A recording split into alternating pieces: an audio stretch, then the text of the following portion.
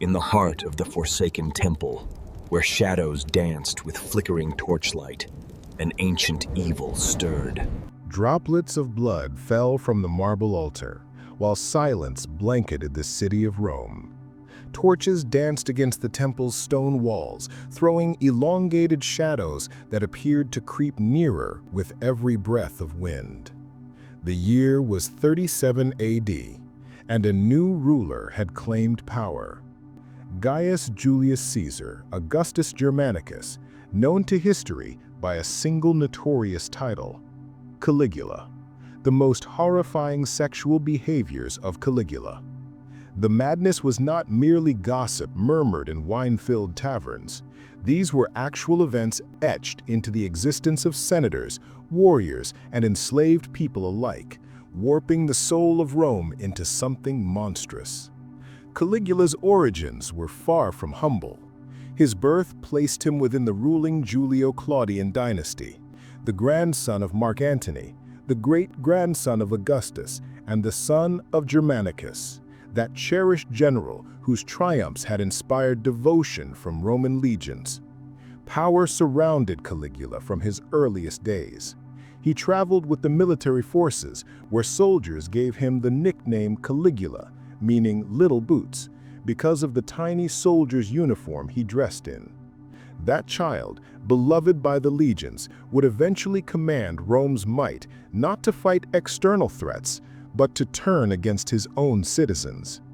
The shift from promise to terror happened quickly. When Caligula initially assumed the throne, people wept tears of happiness. Senators celebrated his kindness. Celebrations filled the streets. Following the harsh reign of Tiberius, Rome thought a rescuer had arrived. However, in just a few months, the facade crumbled. Beneath the pleasant exterior lurked fixations on sex, degradation, and the obliteration of all limits. Rome had not crowned a savior, but a hunter. What transforms a man's appetite into the nightmare of an entire empire? Ancient historians Suetonius and Cassius Dio chronicle a rule where governance and depravity merged until no household remained protected. He allegedly engaged in relations with his own sisters, pulling them into his bed as though their royal blood was merely another treasure to possess. Were you aware that Caligula even displayed his sister Drusilla at banquets, not as family, but as a companion, compelling senators to observe in silence? This was not simply desire, this was the performance of supremacy. Picture the Senate chamber wrapped in the solemnity of generations. Senators enter, their robes substantial, their spirits more burdened still. Caligula, seated on his throne, declares his command. Wives can be claimed at his whim. A senator observes as his spouse is called, shaken into the emperor's private rooms. Hours pass before she reappears, drained of color and voiceless, her gaze locked on the marble beneath her feet, while her husband must bow as if nothing occurred. Authority was no longer about legislation or military strength. It concerned the domination of the most personal connections. The empire transformed into his platform. At public feasts, he reportedly selected noble women randomly, dragging them behind curtains, then emerging with mocking remarks about their responses. These women, robbed of their honor, returned to households where their families could not acknowledge what happened. To oppose meant inviting execution. To submit meant surrendering one's identity. Caligula grasped something terrifying, that to possess the flesh was to possess the spirit. Rome's customs of matrimony, holy promises, and familial pride became mere toys. In one infamous incident, Caligula arranged the marriage of his faithful officer's wife, Ennia, only to take her for himself. He ridiculed the sacred nature of the ritual by converting it into a revolting display where Rome's principles were violating it openly. For Caligula, sacred commitments were not meant for reverence. They existed to be shattered for amusement. Were you aware that Caligula's own residence was allegedly converted into a house of prostitution? Ancient records describe hallways where noble women were compelled to service strangers while the emperor collected profits from the degradation. This was not simple excess. This was a purposeful reversal of Roman virtue. The palace of the Caesars, previously a representation of holy power, turned into a marketplace of dishonor. The payment was not precious metal, but personal worth. Yet the atrocities extended beyond Rome's upper classes. Enslaved people and servants, already without power, suffered the worst of his cravings. Picture the kitchens, where a young servant girl receives a summons after dark. She enters chambers thick with fragrance. The emperor waits, his stare filled with malice.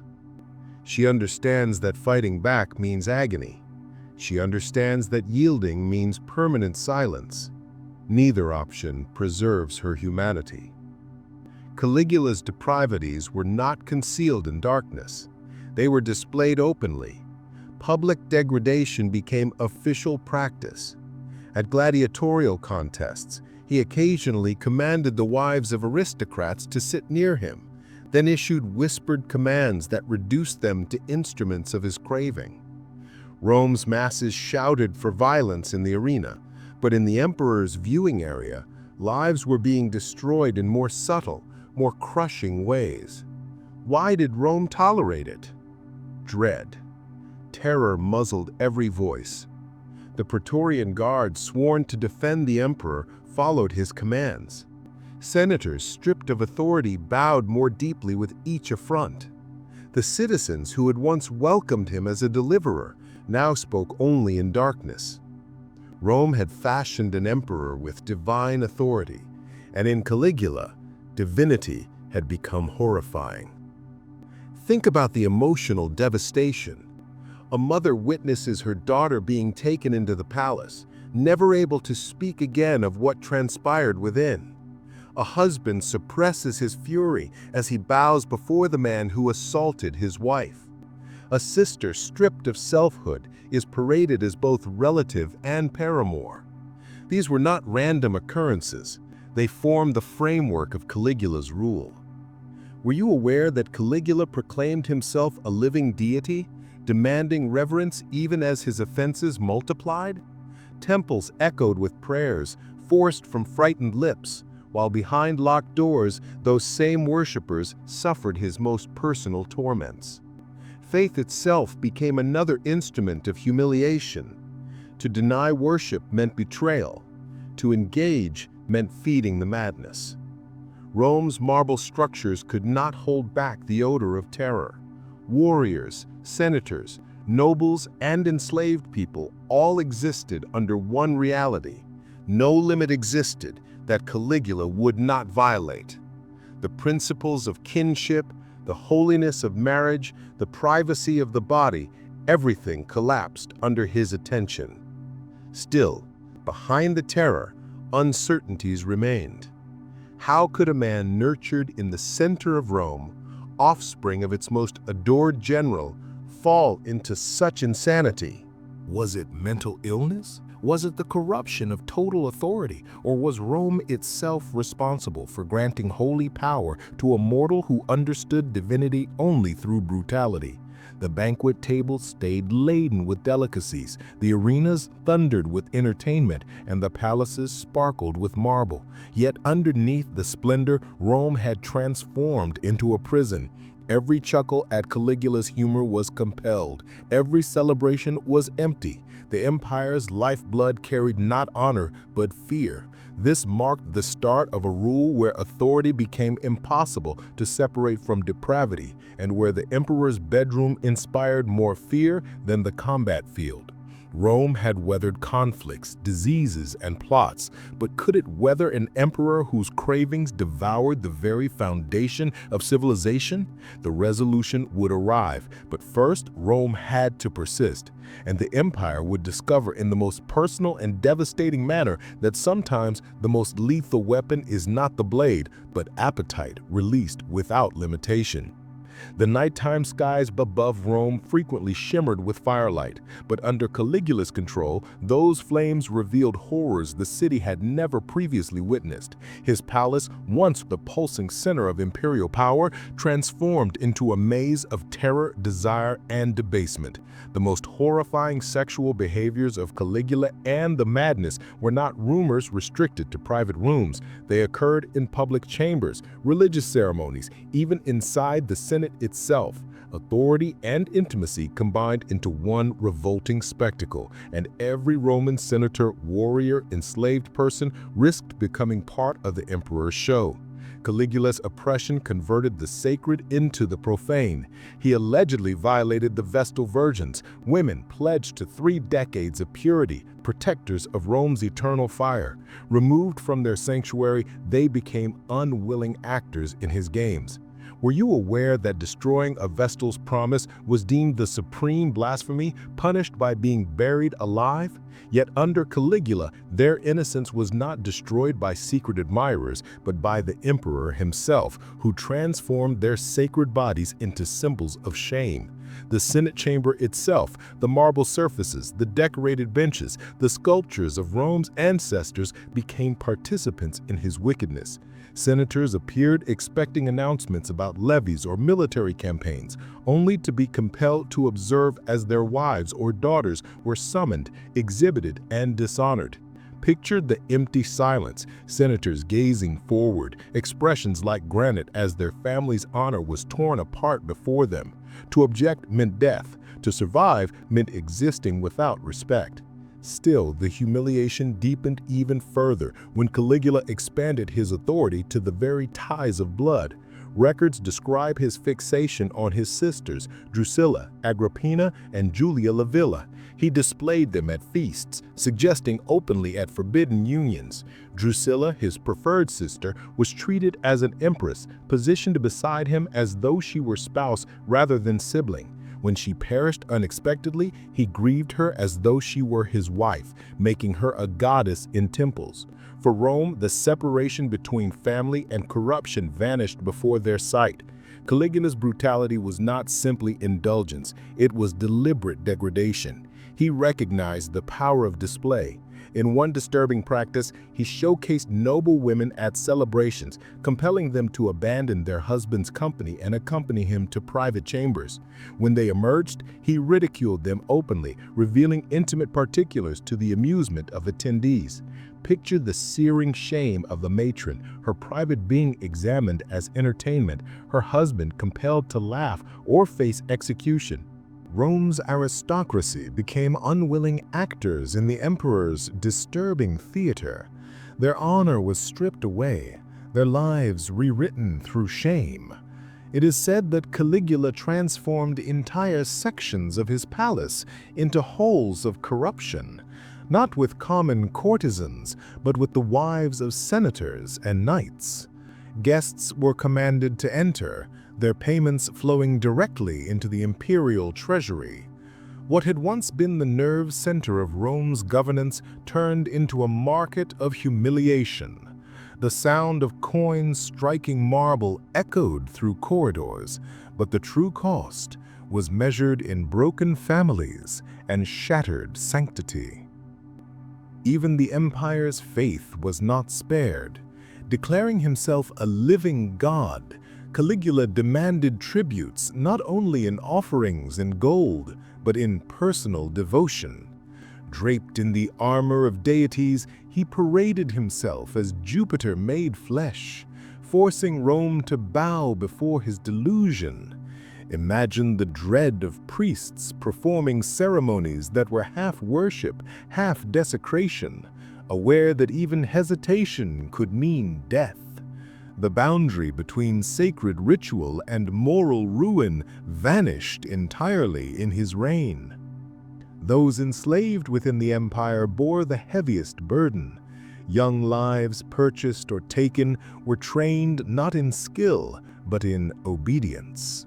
Their cries were swallowed by palace walls, yet their pain haunted every corner of the city. In kitchens, whispers rose about the sounds heard after dusk. In passageways, guards turned their eyes away, knowing silence was survival.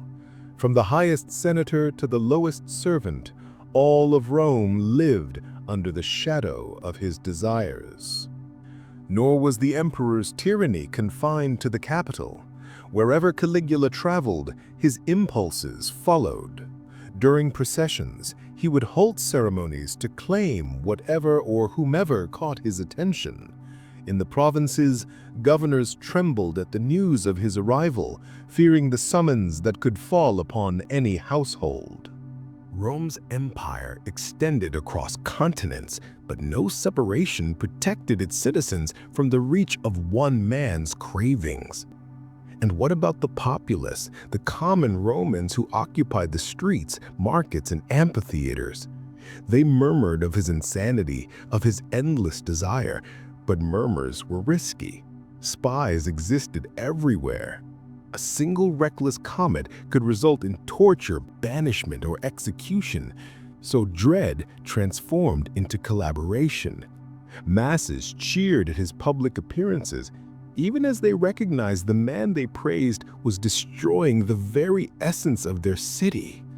Were you aware that Caligula once commanded the marriage of a bride and groom to be disrupted on their wedding night, claiming the bride for himself? The action was not passion, but theater. The theft of purity, the breaking of promises, the destruction of faith, all for the satisfaction of witnessing devotion collapse under his will. For Rome, matrimony itself ceased to be holy. By the conclusion of his rule, Caligula's sexual oppression had eroded the empire's structure. The Senate had lost all respect. Households existed in dread of calls to the palace. Religion was mocked. Marriage was profaned. Even the word Rome, once a representation of order and power, had become connected with dishonor under foreign observation. Allies whispered of the emperor's lunacy. Adversaries laughed at the empire that submitted to one man's depravities. Yet authority born of dread always creates resistance. Within the Praetorian Guard, devotion fractured. Warriors who once followed every command now grumbled behind locked doors. Senators who had suffered humiliation nurtured hidden anger. Rome had been paralyzed by terror, but terror can only silence people for so long before it crystallizes into determination. And so, in January of 41 AD, the firelight of Rome flickered once more.